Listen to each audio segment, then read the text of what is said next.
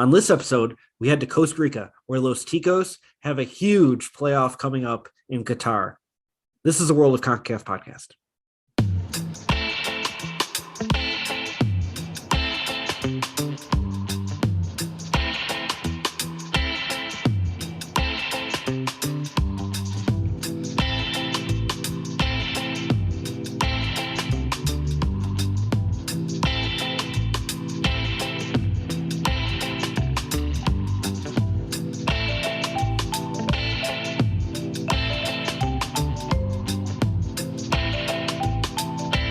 Hello, welcome to the World of CONCACAF podcast. I'm Eric Schmitz. And I'm Donald Wine. And unfortunately, we're sans Jonathan today.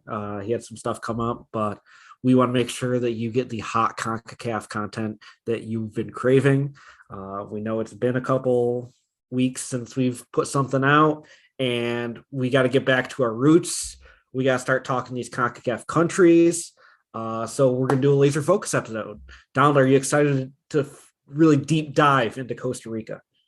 Look, this is our bread and butter. This is, over the course of any team, they have to get back to the basics, the fundamentals. We're playing two-way hockey. This is the playoffs. Our two-way hockey is a laser focus. And so we're ready to do it. Okay. First off, want to salute all of our Patreon subscribers. Make sure you subscribe to our Patreon, patreon.com/podcacaf, PODCACAF. Become a patron, support the podcast. Really appreciate everyone who is contributing, making us do all this fun stuff. Yes, merch is coming. Merch will be available soon. He's serious. It is. He's serious. We're working on it. We're not gonna announce anything until we have something to announce. So just relax. But let's do our laser focus on Costa Rica. Got an exciting interview coming up later on with Eddie from CRC Football. But let's just jump right into it. This week's CONCACAF laser focus is Costa Rica. Donald, tell me about Costa Rica. Yeah, let's start with the country's history. And like most countries in North America, it was inhabited by indigenous people long before it was quote unquote discovered. And in this case, that quote unquote discovery was by none other than Christopher Columbus, who found it in yeah, exactly. Who found it in 1502. Obviously, after that, the Spanish came to rule the country. That was more later in the 16th century. And they ruled it until 1847, where through a lot of different things, a lot of Central America at that point was starting to declare independence or at least fight for their independence. And Costa Rica was able to declare its independence at that point.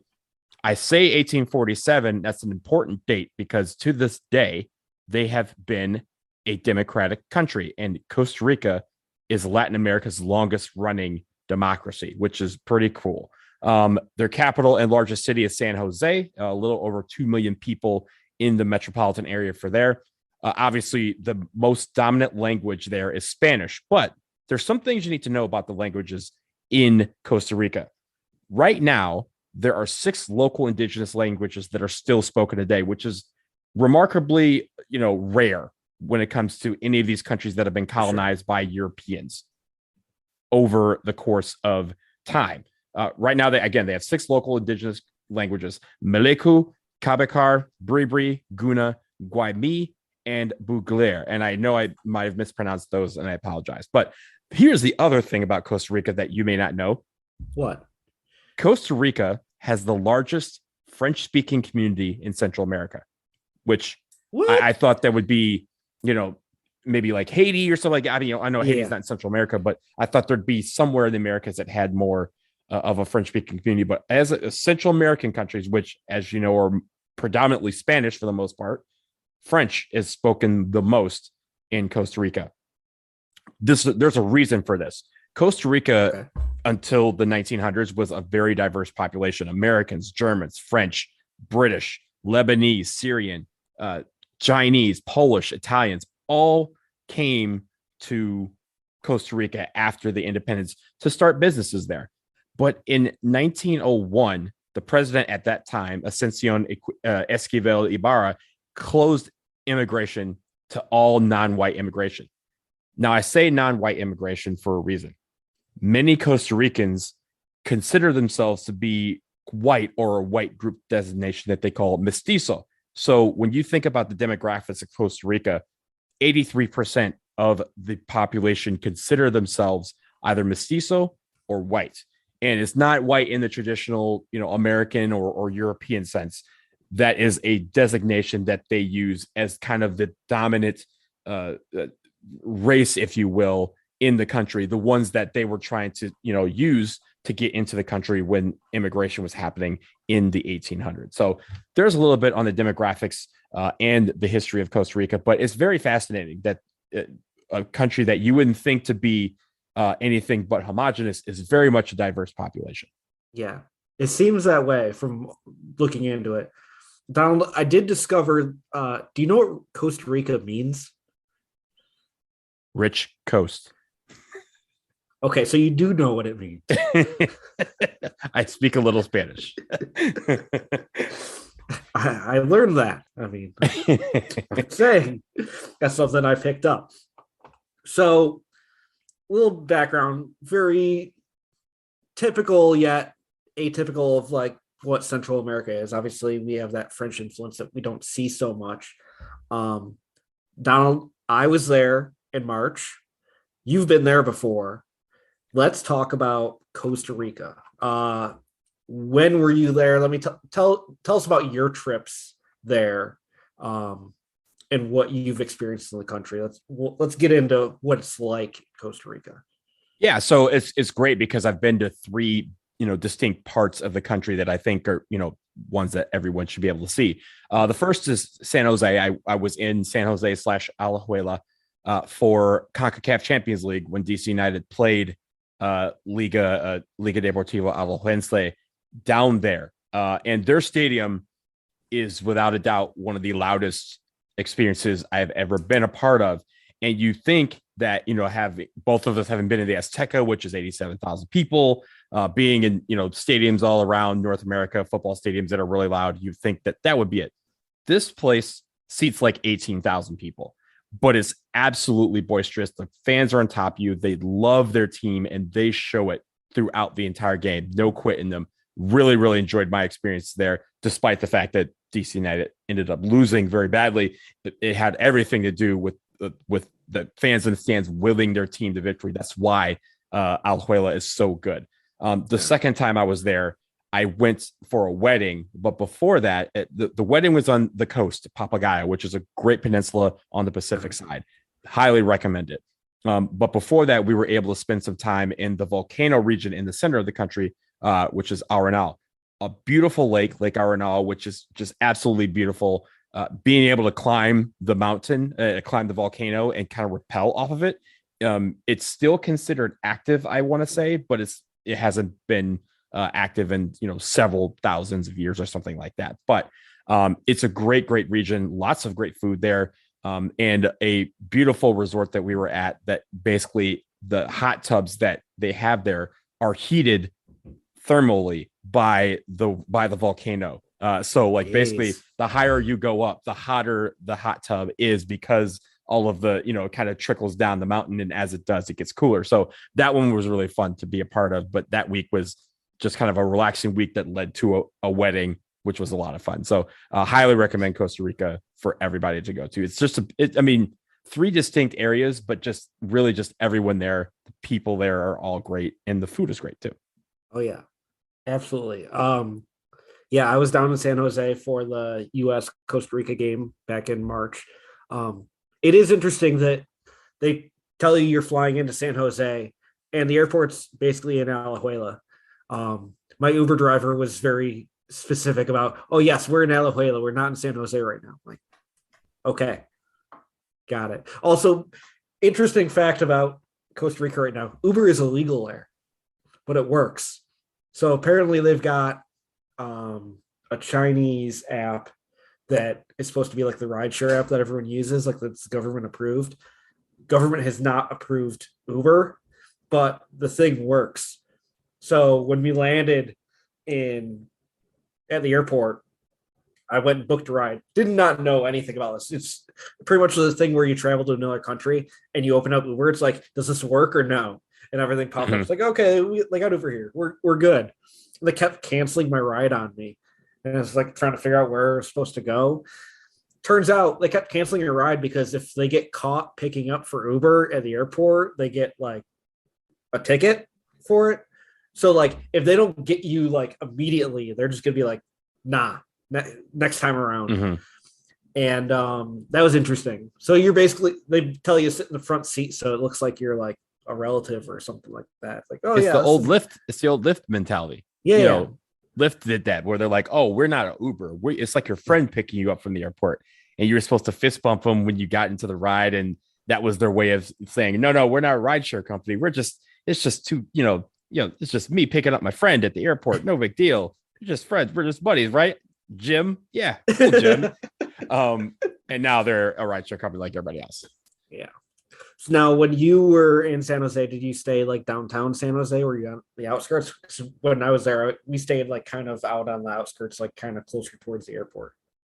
Yeah, so we actually stayed right across the street from the airport, and um, uh, one of my friends that I went with here in DC had one of our friends, her family had a house literally Okay. right. Basically, if you and I don't know if you saw like much of like the area around the airport, but you Oh kind of yeah, yeah, there's like a loop that goes around the airport, right? yeah. It was on the opposite side of that loop is where this Oh, house was. okay. So yeah, it was great because it's about a 5 minute drive outside of the airport, but I mean across the street is still a runway for the airport. So it was cool. It's a really nice house. And the fact that we were able to stay there for free was amazing. The other places that I stayed were resorts in Arenal and at Papagayo, but in San Jose, can't say any. I think the house is gone now. They sold it.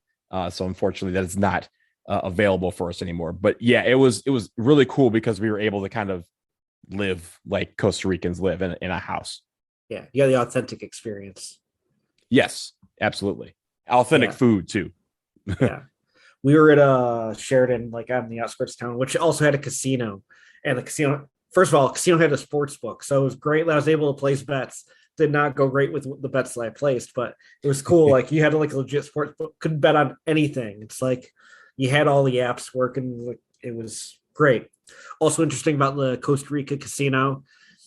Sat down at this table, it was almost like a blackjack table, but it had multiple games going on at once with the same cards. Really confusing, but I was able to figure out that I was able to play like actual blackjack there. The weird things was they had chips based on the Costa Rica money, the Colon, and they also had chips based on US dollars. So at the same table, you could play in different currencies, which was Ooh. wild. Like obviously dealer had a bunch of chips to go out. Oh, there's a crazy thing. They let you double twice on a hand. Like, Oh, and blackjack, you could double yeah, down twice. yeah. So you double off like a soft 15 or whatever, and dealer's showing a bust card. You double a soft 15. You take cards like, you want to double again? Like, like what the fuck are you talking about? Like, yeah, sure. Nah, I'm cool. I would love to do that.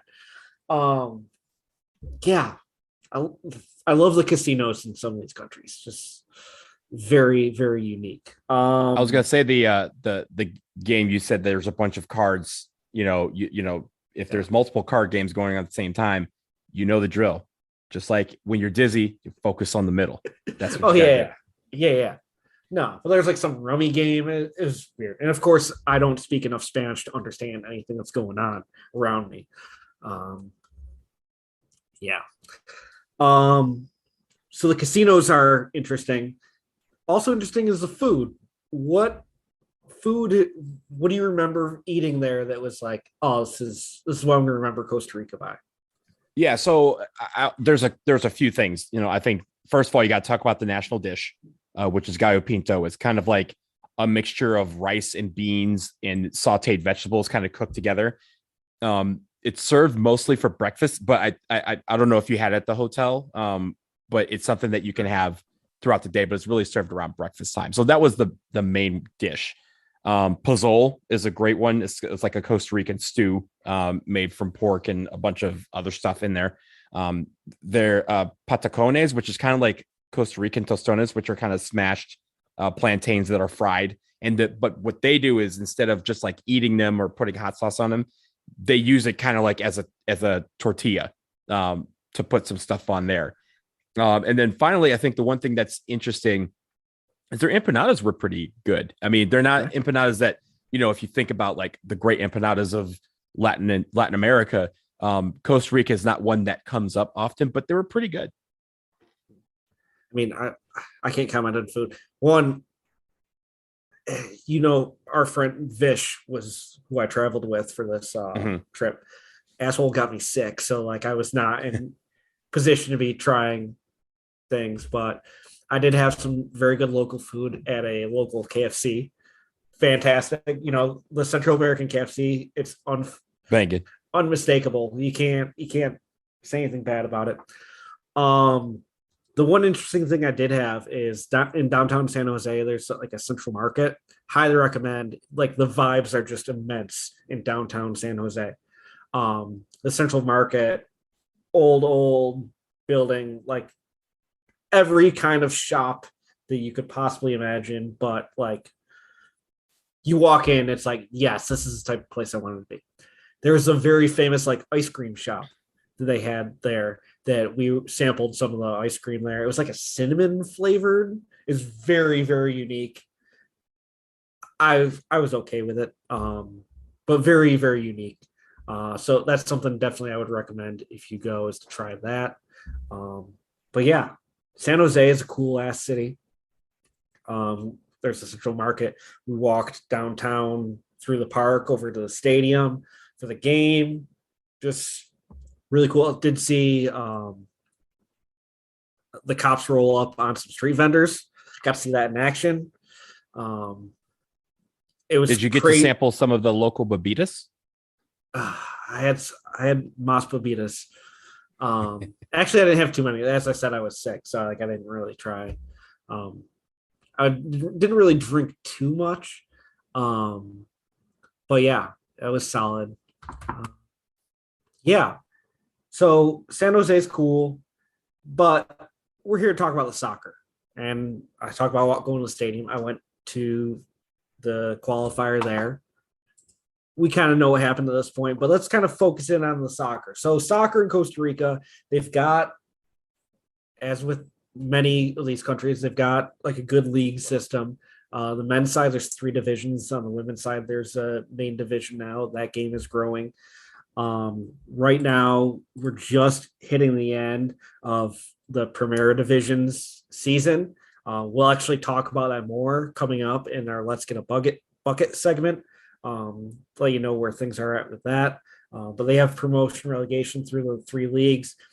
The top teams that Alajuelense, Saprissa.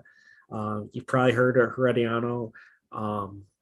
They've got the big teams, but the game is continuing to grow there as finances grow as well. The federation actually, I mean, if you look at it right now and just over the course of history, it's really right now in CONCACAF, you've got your top 3, you've got your USA, Mexico, Canada. Costa Rica has pretty much been that 3rd or 4th team for the last 20 years. They are the class of Central America when it comes to soccer. They've got a nice, classy stadium for Central America. Back in 2011, they opened Estadio Nacional de Costa Rica. It's right in downtown San Jose, right in La Sabana, the park right downtown. For cost $100 million, funded, built, expensed by the Chinese government. They built this very nice stadium right in downtown San Jose as like a gift to the Costa Rican government. The stadium, it looks beautiful, great place to watch a game. You feel kind of far away from the field because there's a track around it. It is the national stadium, but it is very interesting because it almost feels like a bare bones stadium. Like there's not like massive concession stands or anything like that. It's very like oh, here's this nice new stadium with nothing in it. They got a scoreboard in the one end. It was HD in 2011. It probably hasn't been touched since. Um, but it's a great place to watch a game. Right downtown, skyline around you, hills in the background. It's on the list of places you need to see a game. Um, it used to be that the national teams would play at some like the club stadiums around Costa Rica, Saprissa being a famous one. But really, since the Estadio Nacional came in, um, that's been their home. That will be the home of the 2022 FIFA U20 Women's World Cup, which is coming up this August. They were originally supposed to host in 2020 with co-host with Panama, but because of the pandemic, that got postponed. So they are hosting the 2022 edition this August. So great for them hosting for CONCACAF. The stadium actually does host a bunch of concerts. Back in March, they had 2 nights with Coldplay. Donald, do you know who's coming this fall? It better be Bad Bunny. Daddy Yankee is headlining Estadio Nacional this fall. His legendary tour. Yeah. I mean, that's a stadium act if there ever was one. So yeah, they got this nice stadium. Their women's national team, as we said, they're hosting the U20 Women's World Cup coming up, but the women are actually in a pretty good spot to get a bid for the next Women's World Cup. The CONCACAF W Championships are coming up next month, or I guess in a couple months. They are in Group B with Canada, Panama, and Trinidad and Tobago. Again, that CONCACAF W Championship. You finish top 2, you're in for the World Cup. If you finish third, you're going to a playoff. Very, very reasonable that Costa Rica will be able to get back to the Women's World Cup. They last made it in 2015, where they made the group stage and did not advance out of the group as Canada hosted. Their women's team still has not made an Olympic Games, but they can technically qualify through this tournament for that. And right now, their FIFA ranking is 36. Yes. 36. Which I did find interesting. The 4 CONCACAF teams are like the top 4, as I mentioned earlier. Costa Rica has got to be one of them. Their men are ranked 31, the women are ranked 36. Like that's a good program that you've got going there. So that's the women's side. Dom, do you want to touch on the men's side before we get to our interview? Yeah, of course. So you mentioned that they're 31st in the world right now, but they've been ranked as high as 13th. That was in March 2015. Costa Rica has a really, great history. And you talked a little bit about just their pedigree. And you say, for the last 25 years or so, they've been, one of the top, few programs in CONCACAF. But for the men's side, they've been overall, if you average it out, they've been the 3rd best team in CONCACAF. And it's not close between 3 and 4 over the last 25, 30 years. The one thing about them is that they've won a lot in Central America. They're obviously the most dominant team in Central America. They have 8 Copa Central Americana titles, 7 CCCF championships, which was the precursor to the Central Americana. They've been to Copa America in South America. They've made the quarterfinals twice in 2001 and 2004. They've won 3 Gold Cup / CONCACAF championship titles, 1963, which was the very first CONCACAF championship. They also won in 1969 and 1989. But their crown jewel is 2014, where they advanced to the quarterfinals of the FIFA World Cup in Brazil, knocking out some great teams along the way. They were in a group with Italy and Uruguay and qualified out of that group, and then were able to ride Keylor Navas, arguably the best goalkeeper in the history of CONCACAF and one of the best that have ever played on this planet. He was just hot, and he took that team to the quarterfinals basically just with his defense and his stellar play. So I think when it comes to Costa Rica right now, even though they're in this playoff coming up, they have they have a barrier where they feel like they are one of the top teams in CONCACAF. In over the course of time, they have proven that. And I think now they are trying to maintain that as other teams like Canada start to try and improve themselves to get into that top echelon of the whole subregion. Yeah, for sure. So as we said, it is a big summer for Costa Rica.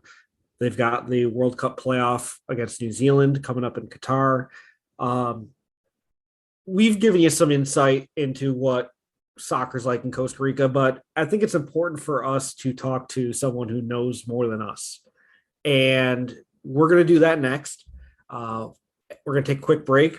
Then we're going to get a bucket with our friend Eddie from CRC Football and talk about Los Ticos. So we'll be right back.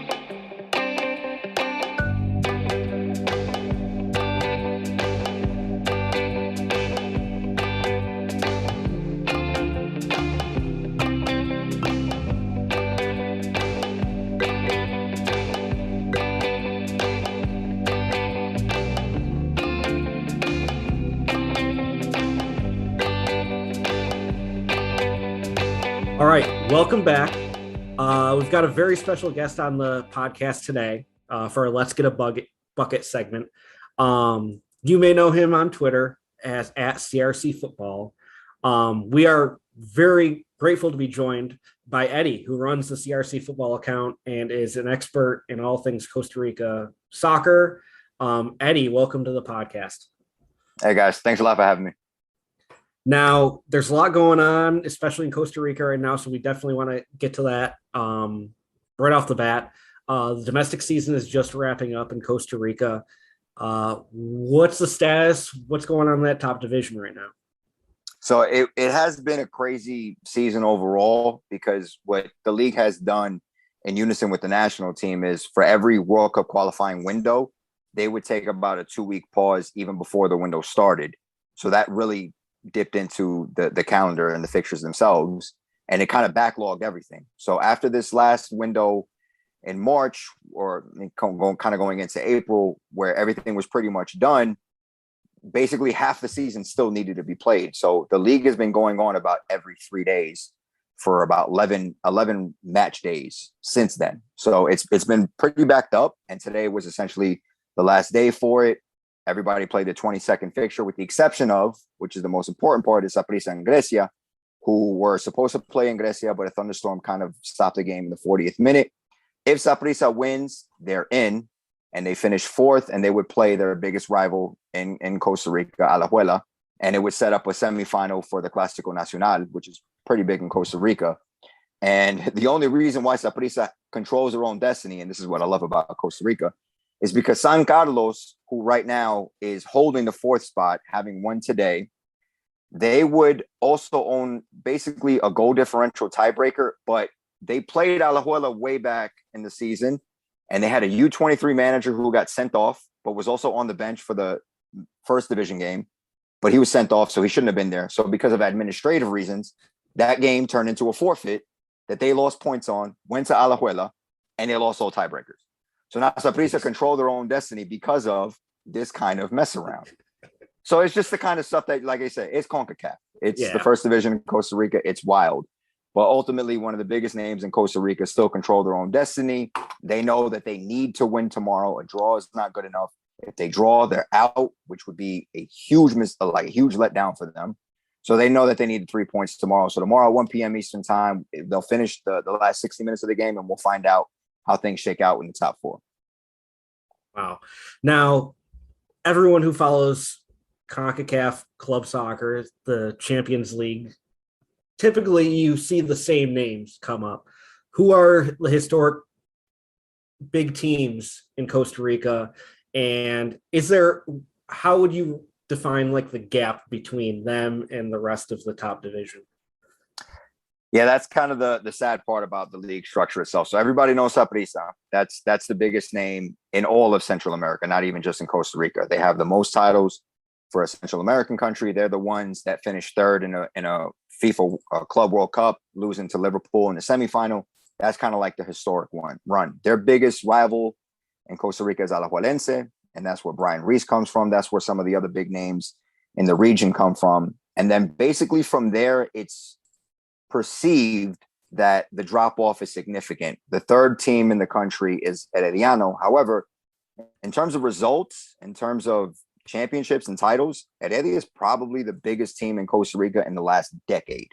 They've gone on a serious run where now they're about to close Alajuela in terms of the amount of overall titles won, where Alajuela is on 30 and Heredia is on 29. And they've really done a lot in the last decade to kind of catch up to them.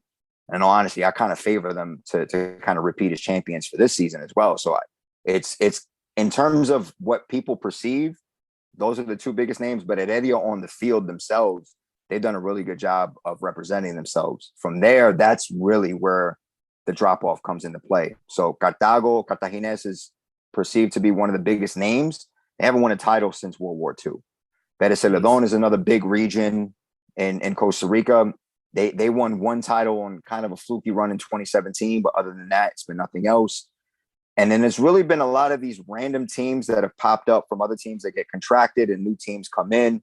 You get a San Carlos, you get a Guadalupe, you get a Sporting where they have like no history, but they're kind of just like administrative write-offs that get turned into new clubs. And they start to compete a little bit in the first division, but it's still not enough to really override what is a true, stranglehold from Saprissa and Alajuela and now Heredia. Those are like the big three. And I still think the rest of the league are significant ways away from reaching that. A lot of that has to do kind of like with the TV money. They got like cable deals now with like FUTV and Tigo Sports, which has changed things a little bit, but it's still so recent that it hasn't had any impact yet, that it's still those big clubs that are running Costa Rica.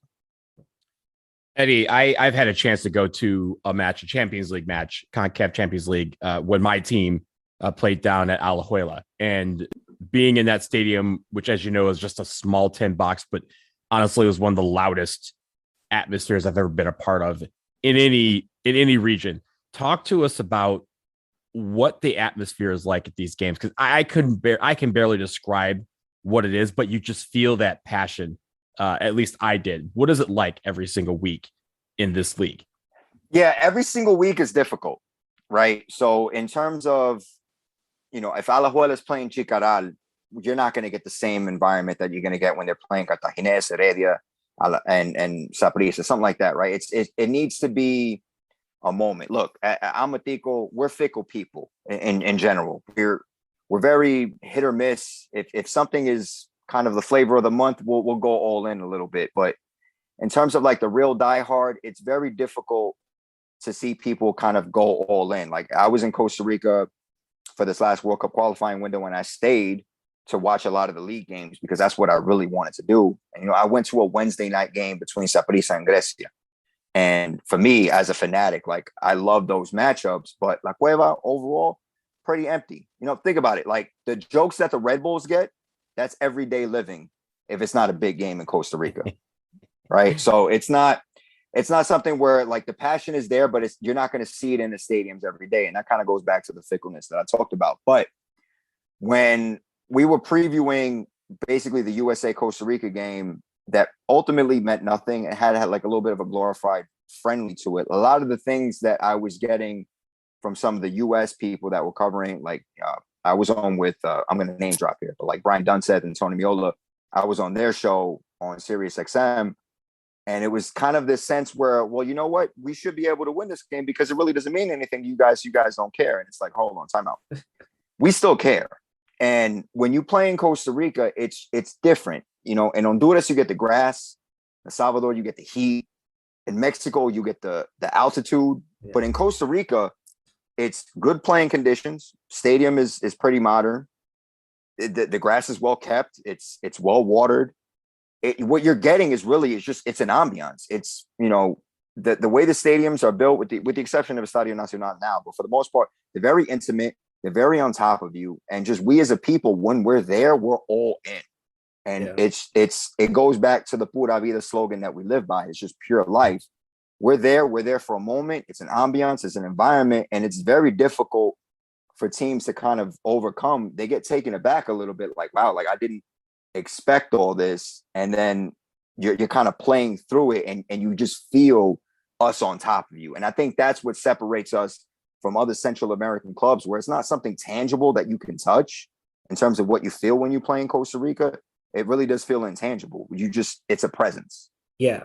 No, and I was at that match as well at the end there. And yeah, you would have had no idea that that game did not mean anything.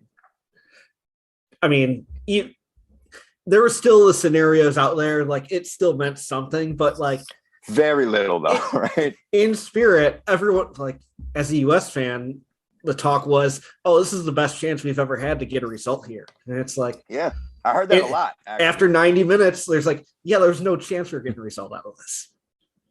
Yeah, that's the main thing. This is our best chance ever to get a result in Costa Rica. That's the main thing I heard. And I kind of felt that too. I felt there was going to be a draw, but I remember I had to walk to the stadium. Like my cousin parked in some weird McDonald's because you couldn't find parking near the stadium. And then we kind of had to walk towards it. But as we kept approaching, it just like the ground vibrated a little bit more. Like my ears started ringing a little bit more. And then when I walked in and they came out for the national anthems, and it's just, you can see everybody there. And I know people are still waiting outside. Like my son was there. I looked at him. I told him straight up, we are not losing this game. You can feel it. It's just this weird sense that you can just feel the crowd are going to push on the players on the field. And that's the main thing that I love about watching games in Costa Rica. Yeah. Now, had you been to Estadio Nacional prior to that? I was there for the opener when they first opened the stadium in 2011. Okay. It was a gift from China, so we played China in a friendly. It finished 2-2, very coincidental. It finished 2-2, and then we played Argentina a few days later, and Messi. This was like the pinnacle of Messi when he was really breaking through as a star. We played Messi in Argentina, but Messi never played, so everybody started booing him because everybody showed up to watch him play, and he didn't play. But other than that, I had got to get those guarantees, man. For a walk. Yeah, we paid all that money, but I hadn't been for a World Cup qualifier. That's the first time I'd been there for a World Cup qualifier. So just being there, you can definitely feel it felt different. Yeah. So what's the difference? I'm assuming you've been to a World Cup qualifier at Saprissa when that was basically the national stadium. Describe the difference, because I know some people kind of dismiss the atmosphere at Nacional because they are so in love with and forever will be in love with that which was Saprissa. Like, so what's the difference between the two? Yeah, Saprissa was more intimidating. It definitely had more of a presence where it felt on top of you. Like literally, like if you were sitting in the locker rooms, you're underneath one of the main wards where the Barra Brava is sitting, like where the main fans are sitting, and you can feel the stadium shake on top of you. So even as you're trying to have your halftime talks or your pregame talks, you're already feeling the stadium ambiance on top of you. Nacional, the biggest difference is obviously it has the Olympic pitch around it, and that makes it feel a little bit more removed, a little bit more detached. But even that hasn't been a problem. Other than Mexico, no other team has been able to come into Costa Rica and dictate how the game is going to be played. We've still been able to kind of harness that. It's still not the same as Saprissa, because when at Ricardo Saprissa, it genuinely felt like the stadium was going to fall on top of you every time we scored a goal. You still have that carry over into Nacional. It's just not as intimidating. But now they're at Nacional, and the way they closed World Cup qualifying was it 6 wins out of the last 7 matches to get into that playoff spot. What is the state of the national team right now? Like, is it still Costa Rica being Costa Rica? Are they on the way up? Are they on the way down? Where do you see the state of the team?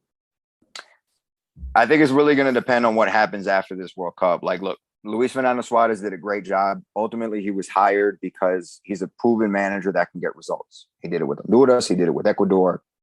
He knows how to win these games. And that's what was missing when Gustavo Matosas stepped down, because national team coaching was boring to him.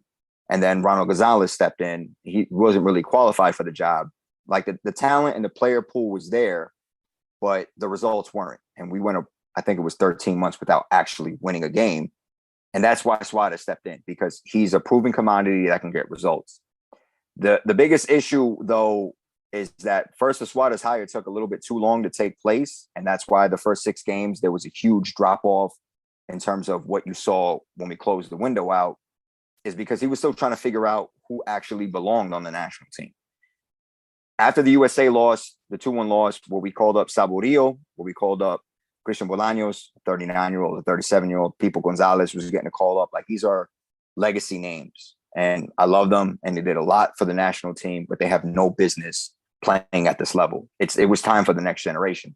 After that game, he basically, what he started doing in unison with the league, and when I talked about those long breaks that we took, he called up mini camps where he would work closely with the first division.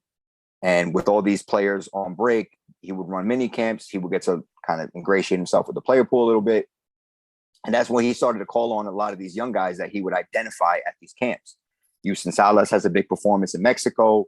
Daniel Chacon does a really good job against Christian Pulisic in the last game against the U.S. Brandon Aguilera, to me, was one of the best starlets in that game against the U.S., 18 years old. Like, a lot of these kids, he started to identify a little bit more after that USA game because of these mini camps. And that kind of turned the whole thing around. And, you know, the state right now is we're building off of that momentum because Suarez he finally has his fingers on the pulse. And we're still pretty confident that we're going to be able to beat New Zealand. If you're a betting man, we should beat them. 90 minutes, anything can happen. But you still like our chances. And going into the World Cup, I think the biggest thing that is still kind of keeping Tico's a little bit not fully optimistic in our chances besides the group is the fact that we don't know if the player pool is already locked down. If some of these players like Arando Leal, who's at Nashville, who's still doing a pretty good job, does he have an opportunity to get in? There's Jimmy Marin, there's Saprissa. There's a lot of these players who we don't know if they're going to get an opportunity to play. Christian Gamboa in the Bundesliga is another big one. He hasn't played a minute of World Cup qualifying, but he's a starting right back in the first division in Germany for a mid-table team. Like, he's our best right back, period. But he hasn't played yet. And he wasn't called up for this playoff because he wasn't part of the cycle. So it's just a matter of, if we win this game, what's the rest of the process going to look like? Are some of these guys going to get an opportunity, or is everything pretty much shut down? And if it is, you kind of worry that you have a closed-minded coach that's not open to things, which is what got us in the problem in the first place, the first 6 games, where we were struggling to get results because he was pretty stubborn about the process. So that's the only thing where we're trying to figure out is, after we win this game, where do we go from here? Okay. Yeah. And I mean, you can talk about the rest of the pool all you want. As long as you've got Keylor Navas, you're going to have a shot to win any game. And there isn't a goalkeeper in CONCACAF you would rather have for this playoff than Keylor Navas. What does he mean to the program? And at this point in his career, like, how long can he still be the Rock? This is definitely the last window that we can rely on him in the way that we did. I would say if Keylor Navas was Honduran, there's not a chance in hell we're even close to this playoff. We're very lucky he wasn't born in Nicaragua. Like, the fact that he's Costa Rican played a huge part in our ability to get this far, because even though Suarez and a lot of people, they credit him for the results, Keylor Navas is a huge part of that. I take it back to the Canada game where we went up 1-0, and we were pretty much in control of that game throughout the first half. Canada looked like a complete shell of themselves compared to how they looked throughout the entire World Cup qualifying process. And in the second half, Suarez decides he's going to drop into a low block and he's going to invite Canada in. And he kept inviting them in throughout the entirety of the second half. They hit the post a couple of times. Buchanan has a huge chance that Navas saves.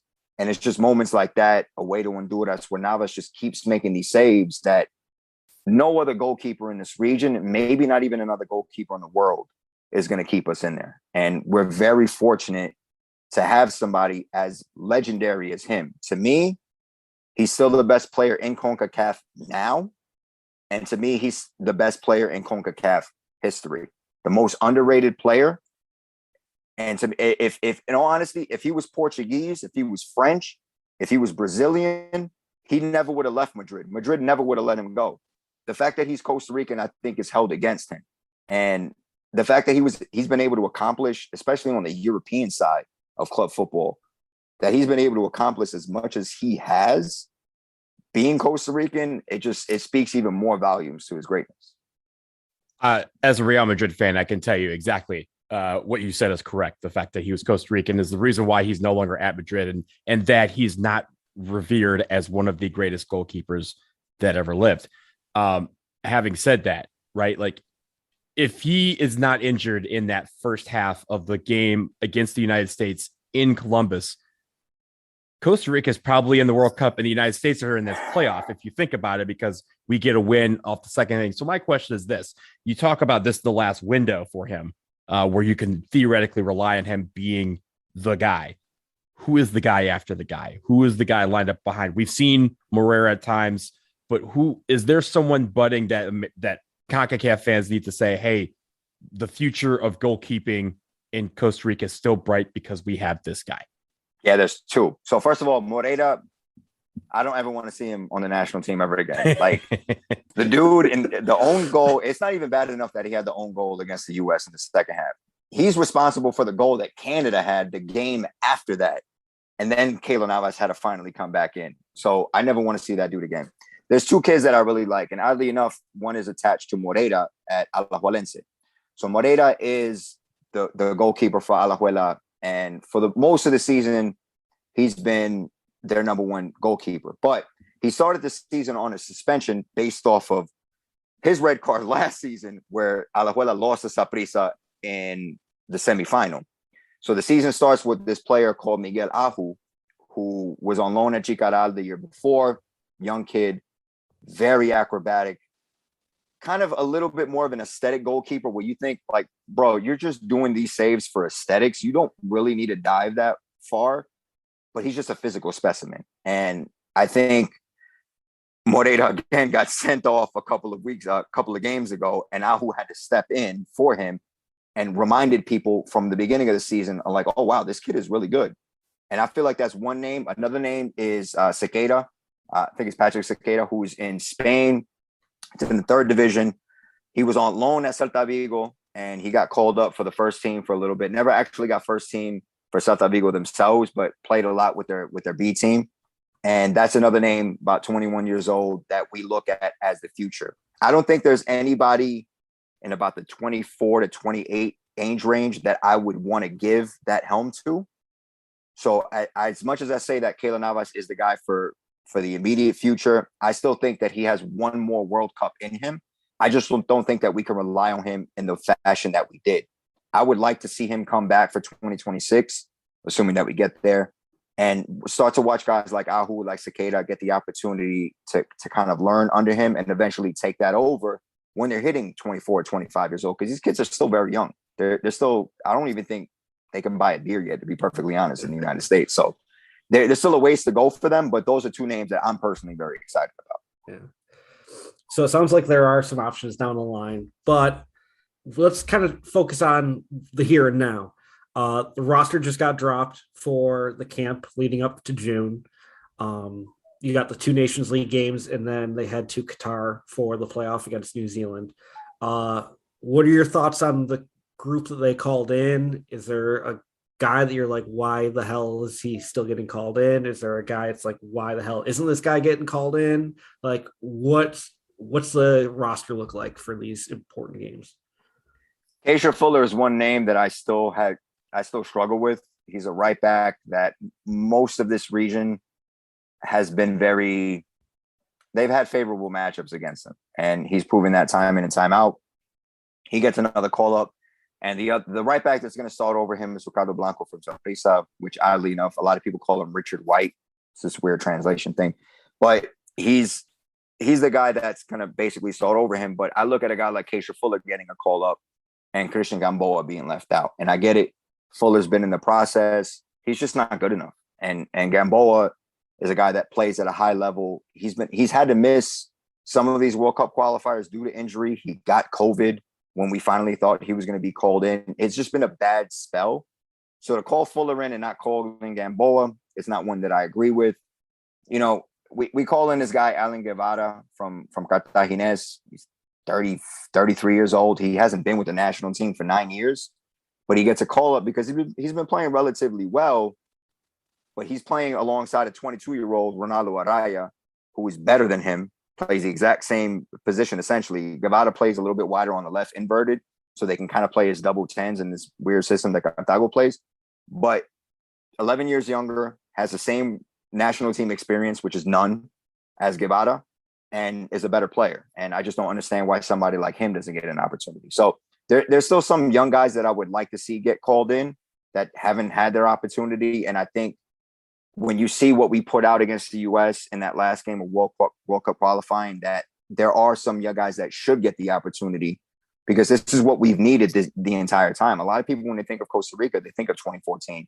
They think of those legacy names, but there's a lot of kids that have grown because of that generation and what they've been able to show them, that it's finally their time. They're just not getting their opportunity. So I would like to see them do that. But I get it. You know, it's a one-off. You're going to go with the guys that got you there. So I'm not going to give him too hard of a grade in terms of what he called up, because I'm willing to give him this one game because he got us there. But it goes back to my point of, what does the future look like? Is this what it's going to look like going into the World Cup? Because if it does, then I think you're selling yourself short. I think you're letting a lot of players that should be playing at this level out of the World Cup when they really should have the opportunity. Yeah. Now, huge game. Costa Rica, New Zealand. Honestly, I want your honest opinion. How are you feeling about this? Are you confident? Do you think you're going to get it done? I have no reason to think we're not going to get it done, but I am scared because it's 90 minutes. It's one game. It's a neutral site. Anything can happen. You know, Keylor Navas gets pulled off at halftime with another injury. I've seen what happens with that. You know, you get a bad call. I think of what Italy went through against North Macedonia. It's just, there's so many things that can go wrong. So I always have that overwhelming sense of nerves, but I still feel like we should have no difficulty winning this game. I don't know anything about New Zealand. I won't pretend to know anything about New Zealand, but from what a lot of the people that follow that team closely, what they've told me is that this is not the same New Zealand that most people would know from previous World Cup playoffs. That they're not as talented as they have been. They're not as good as they have been. And they struggled a little bit to even get to this point. I wouldn't know that, but this is what I've been told. So I'm led to believe that. You know, Philadelphia Union fans kind of tricked me when I was doing my CCL previews with them. So I could be played a fool here, but I just tend to think that we have the talent, we have the player pool, we have the experience, we have players that have been here. And I just think we have the right momentum going into this game that we should win this game. The biggest fear that I have is that we go up 1-0 and Suarez goes to his typical tactics where that's enough. Everybody back off, drop into a shell, and then we invite New Zealand in. And I think that's when you invite more trouble than you should. I'd like for once to be able to win a game comfortably in the 60th minute where I feel like done and dusted. I haven't had that yet. So that's the only thing that scares me, to be perfectly honest. Following up on that, you know, New Zealand, they had to get to this playoff by winning the Oceania tournament, which took place in Doha. Also, just the fact that it's there, the fact that it's in the summertime, which the reason why we don't have a World Cup in the summer is because they said Qatar is supposed to be too hot, but I digress. But you're playing in those elements, and you're playing a team who, in theory, is more used to it than you are because they played their entire qualifying tournament in that space. Does that give you any more pause, or is this something where you say it doesn't matter, Costa Rica should beat them? It gives me pause, but I'm more pessimistic than I need to be.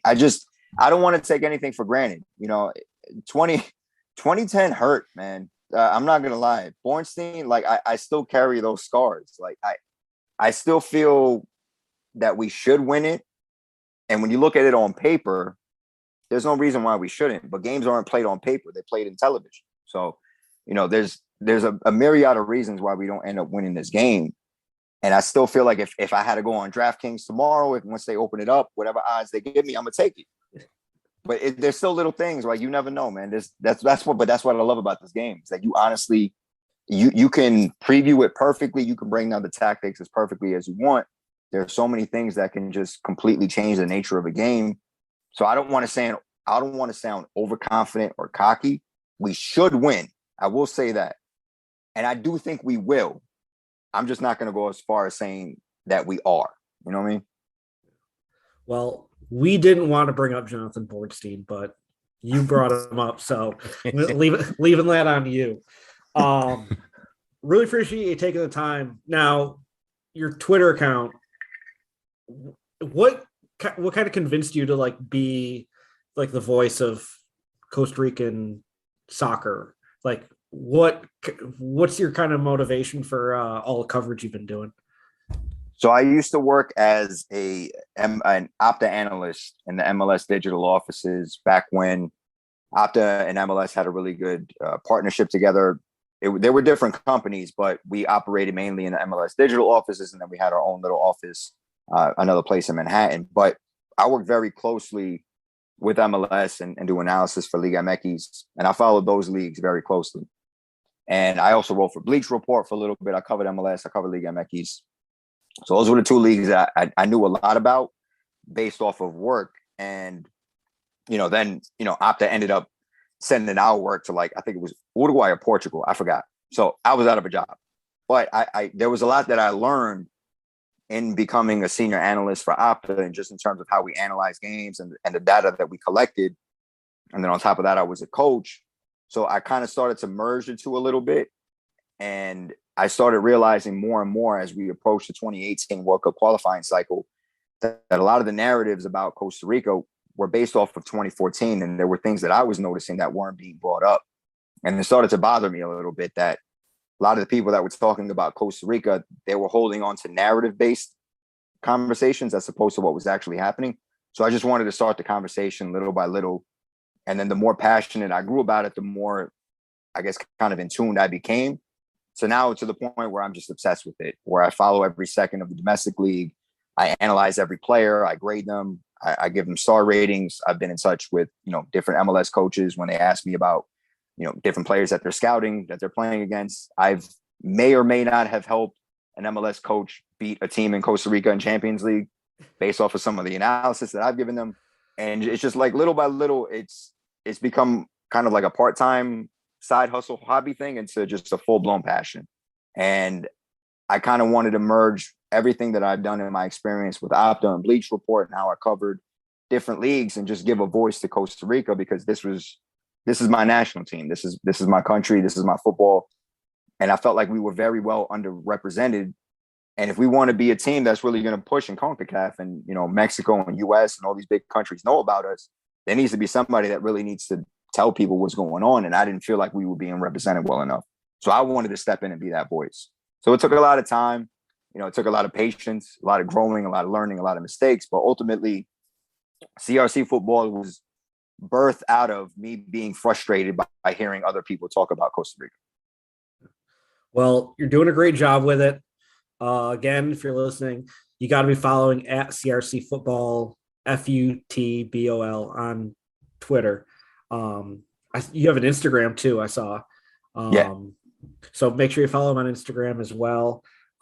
Eddie, really appreciate you taking the time and talking to us today. Anytime you guys want to have me, happy to be here. I could talk about this stuff all day. So can we. We love it. Yeah, we will be taking you up on that. So thanks for joining us. We're going to take a quick break, and then we'll be back with more on the world of CONCACAF.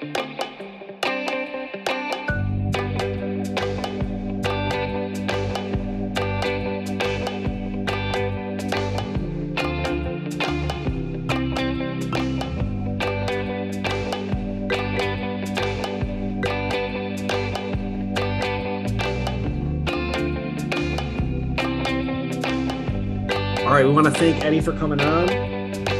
That was a great interview.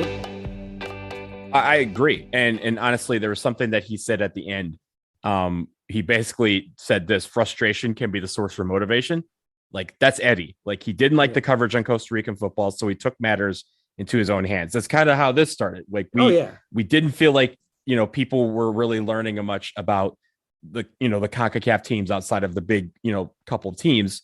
So we decided to have this podcast. He took his frustration and turned it into motivation to have his account, and he's doing it quite well. So first of all, there needs to be more Eddies in CONCACAF, straight up. But also just appreciate his insight into just the state of Costa Rican football and just how like learning a little bit more about some of these teams. Yeah.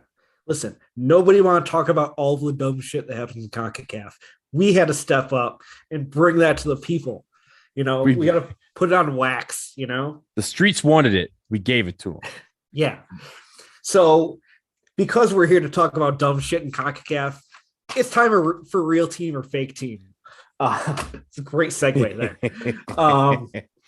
It's unfortunately, again, Jonathan's not with us, so it's mano a mano. Donald, we've had some issues with the rotation, so Donald is up again. And I've got 6 teams from Costa Rica.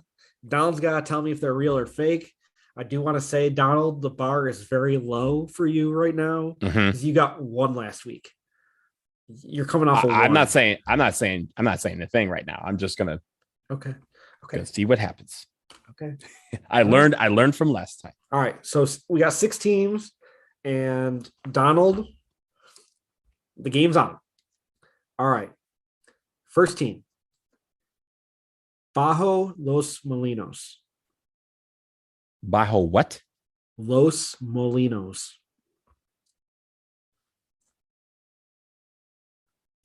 Fake. It's a real team. They're in the 3rd division, Linafa. They're based out of Heredia. Interesting. So they're a real team. I was thinking of Brian Molino, and I was like, that got to be fake. You never know. Listen, we're gonna get deeper here. Just bear with me here. All right. AD Valencia. Fake. There's a real team. They use Valencia's logo. Also 3rd division. They're out of Cartago. Oh man. All right. Deportivo La Sabana.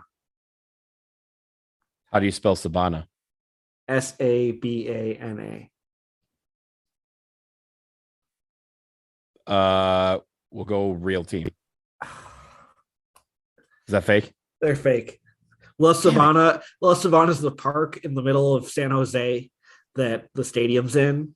It means savannah. Deportivo obviously means, sport. Honestly, I said it was fake because I didn't think you knew what that word meant. I mean, I got Google. I have Google. So Donald, you're 0 for 3 now. I didn't say anything. I didn't say anything. We can't have Jonathan running away with the leaderboard here. I know. All right. Here we go. Agua Buenas. Agua Buenas. Yes. Motherfucker.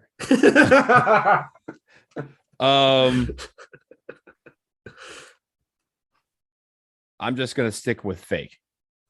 There's a real team. They're in Zona Sur of the Linafa, that 3rd division. I figured. Okay, so here's the other question. We thought Jonathan was going to be the contestant, so I was really trying to be good with this because that motherfucker, he keeps putting up good scores, and I'm sorry he got caught in the crossfire here, bud. Yeah, damn, they're just catching strays. Okay. All right, here we go. Number 5, Tsunami Azul. Tsunami Azul. Yeah. I'm just gonna go fake. That's a real team. How is that a real team? Does that really exist? That's a professional team. Tsunami is their 3rd division. And they're not saying professional. It could be amateur, like 3rd division Costa Rica. We're talking. They're in the pyramid. Oh my god. Yeah, Tsunami Azul. As you can tell, it's blue tsunami. Blue tsunami. Jesus. All right. All right. Last one I got. La Francia. Fake. I had to. There's a real team. There's a real team. I don't know where you find these teams. They're the 3rd division. These are all real, except for the one that was fake that you thought was real. I don't like this game anymore. Now, did you just go 0 for 6? No, Jonathan went 0 for 6 because he's not here. Yeah. Donald. We're putting this on his name. Put that on him. See, I did that so he didn't have to go through that. Everyone who is listening to this, just know that we were trying to fuck up Slate here. And now Donald, and I caught the strays. I took the strays for him. Like we're not running this. We're not doing this again. Donald actually put up the first goose egg in real team or fake team. We've got history on the World of CONCACAF podcast. Donald, how do you feel? Hey, I'd like to, take this episode, put it in the CONCACAF Hall of Fame. That's what happens when you make history, right? Like, yeah. Like I guess they got to take your microphone, it's like you pitched a perfect game. Yeah. They're gonna have a little plaque, in two languages, saying this is the microphone Donald used when he went over on the real team or fake team segment of the World of CONCACAF podcast. Everyone's gonna when someone gets their what the fuck is the World of CONCACAF podcast? When someone gets their 500th home run, the ball or something goes into it, but both names are listed, both the guy who hit the 500 and the guy who pitched it. Yeah. Listen, we both made history tonight, man. You can't see this because obviously this is a podcast, but I'm just shaking my head. You shaking your head? You're the one who picked these. You're the one that couldn't nail one of them. Like the Agua Buenas one. To be fair, to be fair, I was not supposed to do it until like 30 minutes before we recorded. Exactly. You're going in fresh. I know you didn't cheat. That's good. But I didn't cheat, but I was going to be able to at least try and channel my inner Tsunami Azul, apparently. I mean, you have to use the rule of CONCACAF where it's like, this is so fucking dumb. It's probably real. Yeah, but some of those were not, Spanish. Yeah, La Francia. You talked about how there's like a very French heavy element to Costa Rica more so than other countries. I figured you were just you were tripping me up. But again, you were trying to trip up Jonathan. I just caught the strays. I'll catch strays for him. I'll take that. Okay, that's fine. We'll get him next time. Mm-hmm. Okay. I think we've gone long enough on this one. Donald, do you want to tell people where they can find you? Find me on Twitter and Instagram at BlazinDW, and you can find all my work at Stars and Stripes FC as well, where I write and lead another podcast. So go there for American news. Stay here for the CONCACAF. Yeah, and make sure you're following us at PodCACAF, POD on your Facebook, your Twitter, your Instagram. Lots and lots coming up. It is, how we talk about, it's like, oh, it's a World Cup year. You don't get hype. It is a CONCACAF Nations League year. It is a CONCACAF Nations League month coming up. And we are going to be all over the most important competition in global sport. You damn right. So also subscribe to our Patreon, patreon.com/podcast. We really appreciate your support. I'm actually going to be posting, along with this episode, some postcards from the pod on the Patreon, some pictures and things and some memories from my trip to Costa Rica back in March. So that's exclusive for people who give us money to do this podcast as a thank you. You don't pay us, you get nothing. So appreciate you guys listening in. We'll wrap it up here, and we'll see you next time.